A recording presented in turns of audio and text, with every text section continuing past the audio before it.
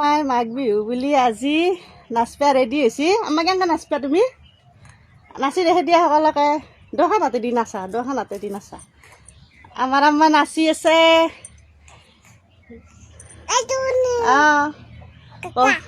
তুমি নাচা কেনেকৈ নাচিবা আৰু কেনেকৈ নাচিবা চা আহা আম্মাই আহা আৰু কেনেকৈ নাচিবা তুমি কেনেকৈ নাচিবা এই তেনেকৈ দিয়া আমাৰ আম্মাই বিহু নাচিছে দেই